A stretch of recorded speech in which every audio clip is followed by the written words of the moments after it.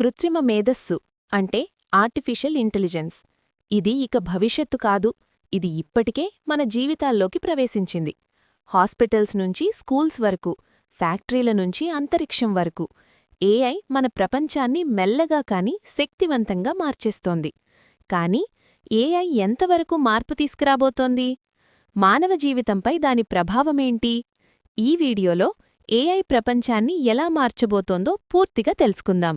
Artificial intelligence అంటే మనిషిలా ఆలోచించే, నేర్చుకునే, నిర్ణయాలు తీసుకునే యంత్రమేధస్సు. సాధారణ సాఫ్ట్వేర్లా కాకుండా ఏఐ తన అనుభవాల ద్వారా మెరుగుపడుతుంది. డేటాను విశ్లేషించి, ప్యాటర్న్స్ గుర్తించి స్వయంగా నిర్ణయాలు తీసుకోగలదు. ఇదే ఏఐ యొక్క అసలైన శక్తి. వైద్యరంగంలో ఏఐ ఒక విప్లవం తీసుకొస్తోంది. ఎక్స్రేలు, ఎంఆర్ఐ స్కాన్లలో క్యాన్సర్ లాంటి వ్యాధులను డాక్టర్ల కంటే వేగంగా, ఖచ్చితంగా గుర్తిస్తోంది ఏఐ. రోబోటిక్ సర్జరీల ద్వారా శస్త్రచికిత్సలు మరింత సురక్షితంగా మారుతున్నాయి.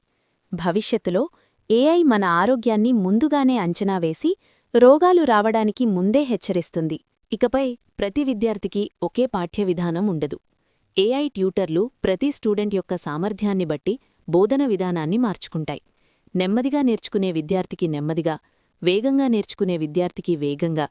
ఇకపై ఒకే క్లాస్, ఒకే మెదడు అనే విధానం ఉండదు.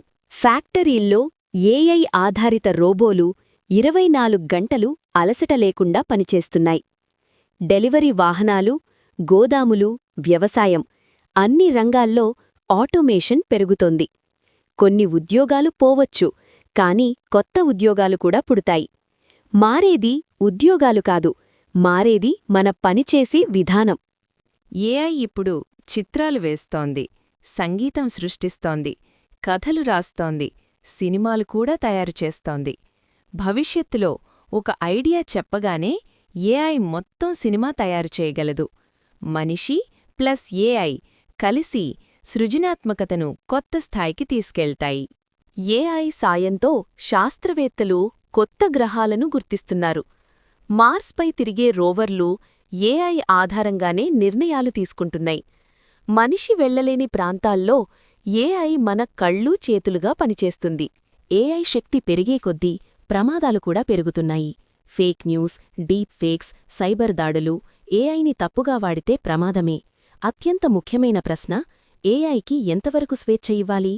ఇది టెక్నాలజీ ప్రశ్న కాదు, ఇది మానవ విలువల ప్రశ్న.